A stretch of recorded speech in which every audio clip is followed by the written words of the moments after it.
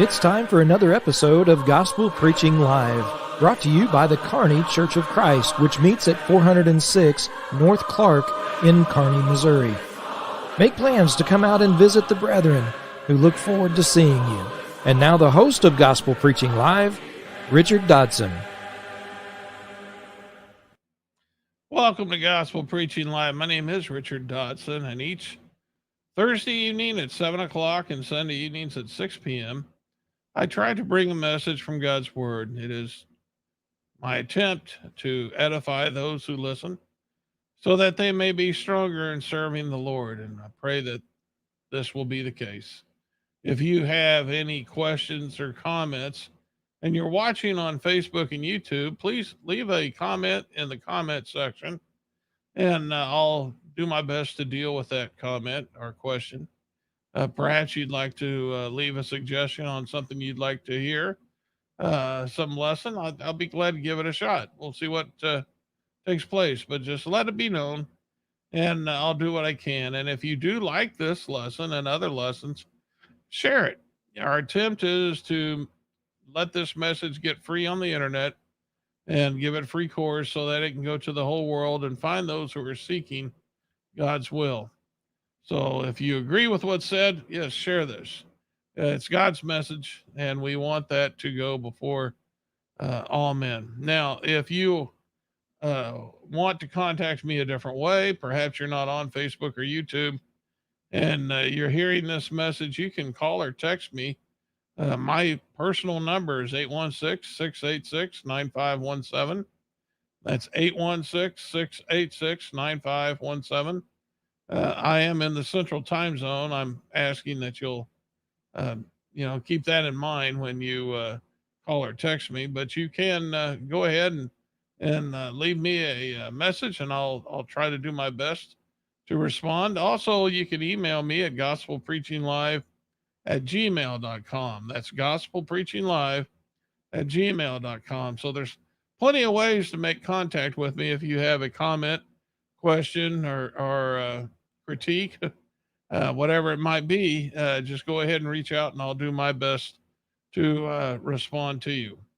Okay, tonight's lesson, we are going to talk about the brave, because I believe the Bible points out that Christians are brave.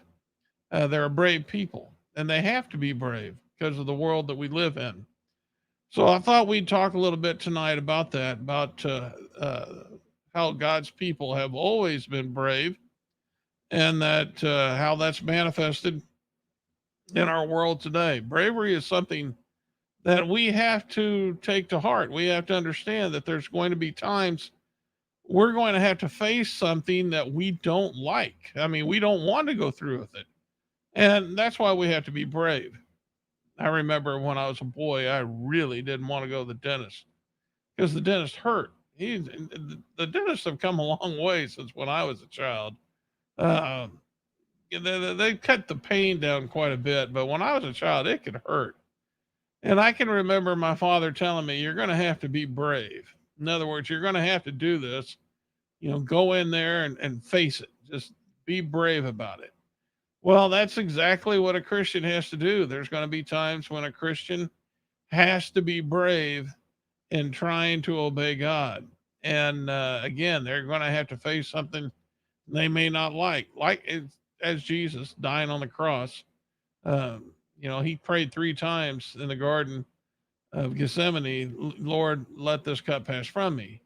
But he had to be brave, and he had to endure. And likewise, his servants are going to have to be brave about certain things. And of course, if you look at the picture that I have for my title, it's a picture of Daniel in the lion's den. And we're going to talk about that story tonight, how Daniel, was able to display bravery in following God, and how the Lord delivered him, and how he'll deliver the brave today if they put their faith in him. So let's go ahead and start off with 1 Corinthians chapter 16 and verse 13. It's 1 Corinthians is a book where Paul is doing mostly critique.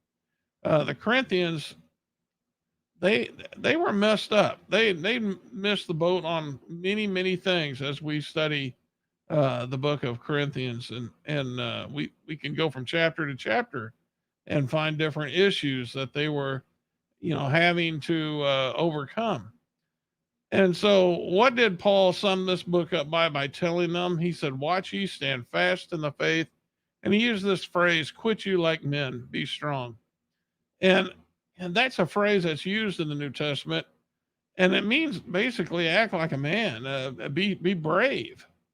And so, in order for them to make the changes that Paul was telling them to make, they were going to have to be brave about it. For instance, in 1 Corinthians 5, they had a man of their own who'd had his father's wife, and the apostle Paul criticized that and ordered that this man should be withdrawn from. Well, there's going to have to be bravery in following out with that command. And so, likewise, we have to understand that there's bravery as a part of that New Testament church, and it's a characteristic of the Christian. And we have to be able to quit us like men, I guess is the phrase used. We're going to have to be brave. So let's go ahead and start in with the lesson. And let's talk about Daniel and his companions. And when I'm talking about his companions, I'm talking about Shadrach, Meshach, and Abednego. Israel was taken in; they were captive. They were taken away to Babylon, and Nebuchadnezzar the he wanted to see the king, the royalty, the nobles, and then he wanted all the those who were gifted, those who were pleasant to look upon, the children that were, gifted. And what he wanted them to be is he wanted them to be educated. And so he was going to educate them for 3 years, teach them their language, the language of the Chaldeans. And so with that, he was going to give them special privileges. And one of those was to eat the same food as the king and drink of his wine.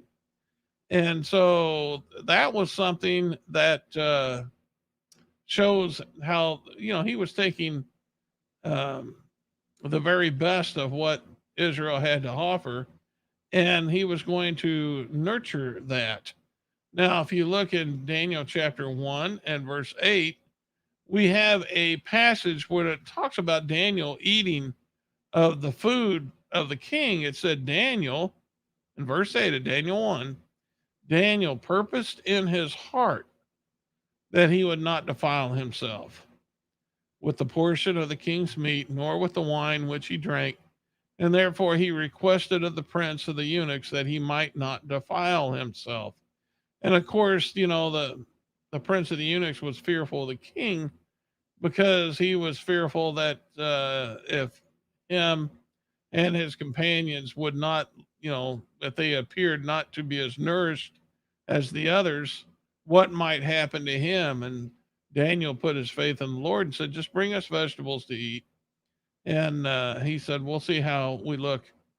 And after a week, there was no difference. And so, the eunuch let them have their way. But Daniel, it says, purposed in his heart that he would not defile himself. And of course, the question is, how could he defile himself by eating of the king's meat? And there's questions about that. One such passage that I found is in Psalms chapter 141 and verse 4, when it says, do not let my heart incline to any evil, to busy myself with wicked deeds in the company with men that work iniquity, and let me not eat of their delicacies. Could that be what he's talking about? It could have been that they were eating something that maybe they were, maybe the meat was a little bit raw, or maybe they were eating of the fat. Those are some of the things that was forbidden of the Israelites to do. They could not drink of or eat of the blood or the fat. And so those things could have been what was the defiling. But Maybe somebody else knows and they'll leave a comment, but I don't know exactly what it was that would cause him to defile himself if it's not for that. But obviously it was. And the Lord was pleased with this. And he showed faith in God that God would nourish them and take care of them. And it just goes to show his bravery. He was putting his faith in God, and that was a display of bravery. He had set in his heart that he would not defile himself. And that's what Christians need to do today. We need to set in our heart that we are not going to defile ourselves with things that are sinful. Well, now that could be watching certain movies, that could be reading certain books, that could be seeing certain TV shows, that could be having companions that are evil, or taking part in some of the vices of this world. Whatever it may be that's sinful, we need to purpose in our heart, as Daniel did, that we're not going to defile ourselves. And this is a good example of this, because God was pleased with this. And we can see then that there's going to be times, if you do purpose that in your heart, you're going to have to be brave about it, because it's going to not always be easy not to do that very thing.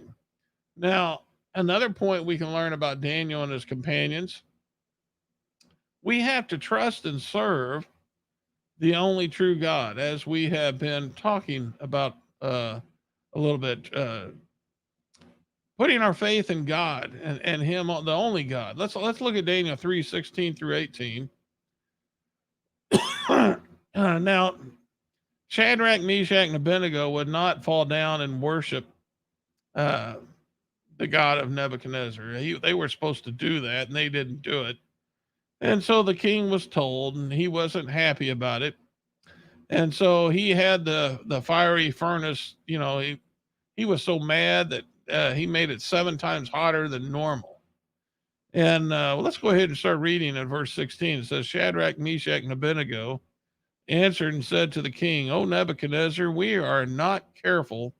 If it be so, our God whom we serve is able to deliver us from the burning fiery furnace, and he will deliver us out of thine hand, O king. But if it not, be it known unto thee, O king, that we will not serve thy gods, nor worship the golden image which thou hast set up. So it took bravery. And that's what they were going to do. They were going to trust in God. I mean, if they were thrown in the furnace, they might die, but they had trust in God. And of course, we know what happened. They were thrown into the fiery furnace, and the furnace was so hot that the men who threw them in got caught up in the fire. I mean, it was that hot. But what amazed Nebuchadnezzar was, once they were in the fiery furnace, he didn't see 3 people. He saw 4 people in there walking around. Now, it doesn't say who the 4th is, but I think we know it's God. And he went to the door and called for Shadrach, Meshach, and Abednego to come forward. And when they came out, there was nothing burned. They were in that fiery furnace that had been increased by 7 times. And the great God of heaven, whom they put their faith in, whom they were brave in order to, stand back and say, we're going to put our faith in God. He made sure they weren't burned. Not even a hair on their head had been singed. Their clothes were not burned. Truly, it was a miracle in our world, but for God, it's nothing. God's going to take care of his own, and that's exactly what took place. Now, something else that we learn about Daniel and his companions is that there's no compromise with sin. You can't do it. There is no compromise. So let's go ahead now and look at Daniel chapter 6 and verse 7 through 10. And I'm going to have to increase this. Now, this is another trial for Daniel. And in this trial, they were told that they weren't supposed to pray. There was no request supposed to be made of any god or gods or whatever they had for 30 days. That only all the requests had to be to Darius, King Darius. And we'll start reading verse 7. It says, all the presidents in the kingdom and the governors and the princes and the counselors and the captains have consulted together to establish a royal statute and to make a firm decree that whosoever shall ask a petition of any god or man for 30 days, save of thee, O king, he shall be cast into the den of lions. Now, O king, establish the decree and sign the writing that it be not changed, according to the law of the Medes and the Persians, which altereth not. Wherefore King Darius signed the writing and the decree, and when Daniel knew that the writing was signed, he went into his house, and his windows being open in his chamber toward Jerusalem, and he kneeled upon his knees 3 times a day and prayed and gave thanks before God as he did aforetime. So they told on Daniel. He's still praying. And that put the king in a bad spot because by law he had to be cast into the lion's den. And so the king even went to Daniel and told him, put your faith in that God of yours, and perhaps he'll deliver you from the lions. And he was placed in the lion's den, and the stone was placed over it. And the king put his signet on the stone. And it really troubled the king. He liked Daniel, and he was up all night fasting and worrying about Daniel. And the next day, he came down calling for Daniel to see if if the Lord had taken care of him. And he had. It says in verse 23, the king was exceeding glad for him because he was still alive. And he commanded that they should take Daniel up out of the den. And Daniel was taken up out of the den, and no manner of hurt was found upon him because he believed in his God. Now, again, that's another example of bravery and how he put his faith in God, even despite, possibly being ripped up by lions. And we see the same type of character in the New Testament among Christians who put their faith in God. In Acts chapter 5, Peter answered with the other apostles. They had been told in Acts 4, you don't be preaching this Jesus. They went to the council and the high priest, and they said, don't you be preaching this Jesus. And they went out and kept preaching Jesus. And so the high priest, he's like, what are you doing? Did we not tell you not to do this? And Peter answered them and said, we ought to obey God rather than men. And because of that, there's times when Christians are going to face persecution from men because they choose to obey God rather than men. Well, that's exactly what Daniel did. He chose to obey God rather than the king. And, that's going to take some bravery because there's consequences to that. And we can see that as something that we're going to have to display in our own lives. There's going to be times we're going to have to display faith. And that means we're going to have to be brave in putting something to practice. And it's not going to be easy. It's going to be a trial.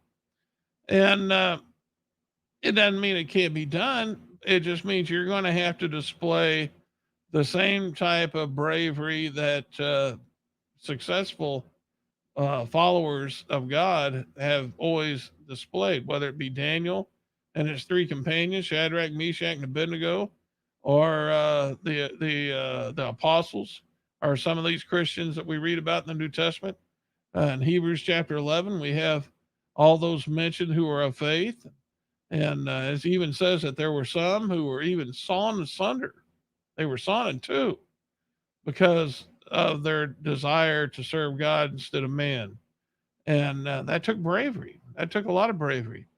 And some things that are not in the Bible, but you can read about, are Christians who were slain at the Roman Colosseum and some of the horrible things that happened there. That took bravery. And it goes to show you the faith that they had in God.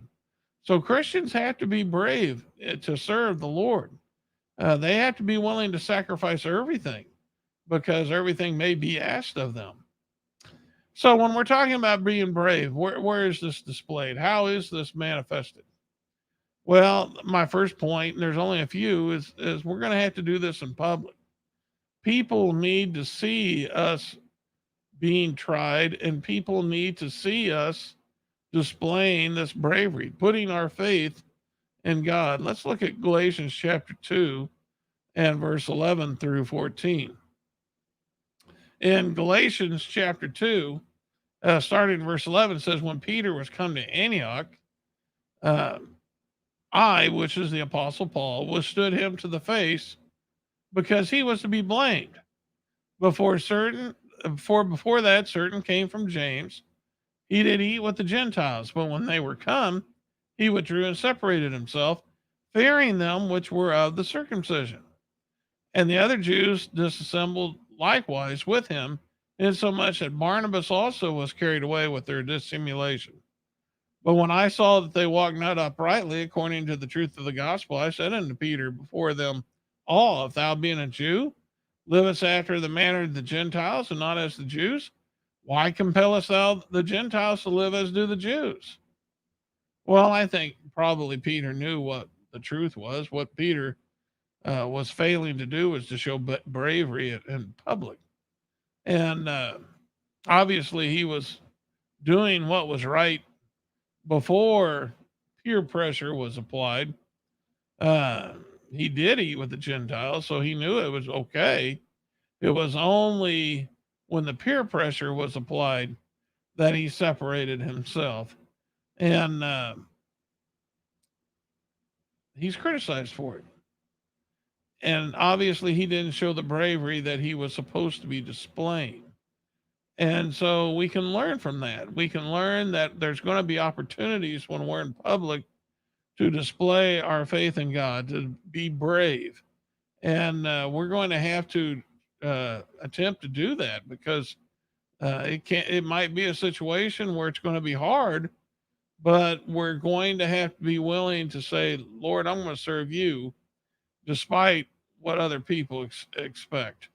In 1 Peter chapter 2, verse 11 through 12, Peter said, dearly beloved, I beseech you as strangers and pilgrims, abstain from fleshly lusts which war against the soul, having your conversation honest among the Gentiles, that whereas they speak against you as evildoers, they may, by your good works, which they shall behold, glorify God in the day of visitation. So we can see then that Peter learned. And he learned that by his failure to be brave, he was, Barnabas and others were caught up in it. He put a stumbling block before other men and they caused them to stumble. And that's not good. So Peter learned, and we're going to have to learn from Peter. I mean, Peter failed in this case, but he learned. And so let's learn from Peter. Let's learn from Daniel. Let's learn to be brave in public because we understand it's coming. We know that persecution's coming. We know the trial's coming, but we can put our faith in God and be brave and do what we need to do. Now, there's also, we have to be brave in private when nobody's looking because these things can be brought to light. In Acts chapter 5, for instance, we read about Ananias and Sapphira. You may know the story. They conspired to do something in private. They are obviously tempted of themselves, but they did not remain faithful. It said a certain man named Ananias with Sapphira his wife sold a possession and kept back part of the price. His wife also being privy to it and brought a certain part and laid it at the apostles' feet. But Peter said, Ananias, why has Satan filled thine heart to lie to the Holy Ghost and to keep back part of the price of the land?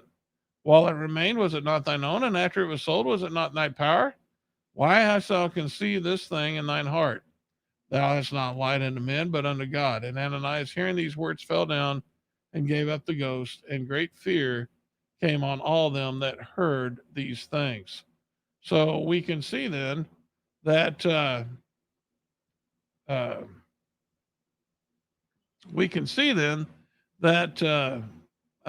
they sinned, but they sinned in private because they didn't show bravery. They weren't able to overcome their desire for money. And the only reason they loved that money is because they were looking at that money to provide things for them that God was more than willing to provide. God provides all things. but they put their faith in money, and that's why that led them to do this, to lie to everyone. They conspired to do something privately. That's not a good thing, and we can't allow that to take place in our lives. Isaiah 29, verse 15 says, "Woe unto them that seek deep to hide their counsel from the Lord, and their works are in the dark, and they say, Who seeth us and who knoweth us?" Well, God knows, and he can bring these things to light. So we have to show bravery in public and in private. That's something that's very, very important. And then the last point I'm going to leave you with is we need to be brave publicly and in private, and we need to just expect it's going to happen. We're going to be tried. We're going to face these things. It's not going to go away. It's going to be there. Look at 2 Timothy 3:10 and 12. Timothy says, I'm sorry, the Apostle Paul said to Timothy, he says, "But thou hast fully known my doctrine, manner of life, purpose, faith, long suffering, charity, patience, persecutions, afflictions, which came on to me at Antioch, Iconium, and Lystra. What persecutions I endured, but out of them all the Lord delivered me. Yea, and all that will live godly in Christ Jesus shall suffer persecution." So we can see the Apostle Paul was someone who was brave. He was brave publicly, he was brave privately. He endured these things, and the Lord delivered him. And that's the same God who delivered Daniel, the same God who delivered Shadrach, Meshach, and Abednego. And what we have to understand is that same God's going to deliver us, because we're going to face persecution too. That's going to happen. We have to expect it. Matthew chapter 5, verse 10 through 12, Jesus said in the Sermon on the Mount, "Blessed," or happy, that's another word for blessed, "are they which are persecuted for righteousness' sake, for theirs is the kingdom of heaven. Blessed are ye when men shall revile you and persecute you, and say all manner of evil against you falsely for my sake. Rejoice and be exceedingly glad, for great is your reward in heaven. For so persecuted they the prophets which were before you." So, yes, the persecution is going to happen, and when it does, be happy about it, because you have an opportunity to display your bravery and to show the Lord that you're expecting Him to return and to take you back to heaven. All right, that's your lesson this evening. I hope we've all been encouraged to be brave as Christians and to endure, because it's coming. We're going to face our own lion's den, and we're going to have to put our faith in the Lord, and the Lord will deliver us the same way He delivered Daniel. All right, that's your lesson for this evening. If you're ever in the Kearney area, come and worship with us. We meet at 9:30 for Bible study on Sunday morning, 10:30 for worship. We meet at 406 North Clark. You can learn all about the church by going to www.kearneychurch.com. Now, if you like this lesson, you might like to listen some on the radio. I am preaching on KPGZ 102.7 FM each Sunday morning at 7 a.m. That's each Sunday morning at 7 a.m. So if you're in the Kearney area, you can tune in on your FM radio. If you're outside of Kearney, they do stream the signal, so you can stream it on your mobile device and hear a lesson. Now, every Thursday morning at 10 o'clock on the internet, I take part in a show called Berean Spirits with 3 other preachers. And we get together and we try to study as the Bereans did in Acts chapter 17. And if you would like to join us in that, you can find a link to these studies by going to kearneychurch.com and pressing on the Facebook, our YouTube link, or the Berean Spirits YouTube link. And you'll be able to take part in our study by making comments in the comment section. But if you want to watch it, a past episode, we leave them up there so you can just catch up and see what we've been studying and see what you think, and let us know, and we'll consider what you are thinking. It's also on various platforms that you can download as a podcast, like Spotify or iTunes, things of that nature. You can download those and hear those as well. Okay, that's all I have for you this evening. Our next lesson, the Lord willing, will be this Sunday at 6 p.m. Until then, remember, this is the day the Lord has made. Let's rejoice in it and be glad. This has been Gospel Preaching Live. Join us each week as truth is taught, faith is examined, and beliefs are challenged. Be sure and hit the like button so you can be notified of future episodes. And to watch past episodes, go to our website, kearneychurch.com. This has been a work of the Kearney Church of Christ.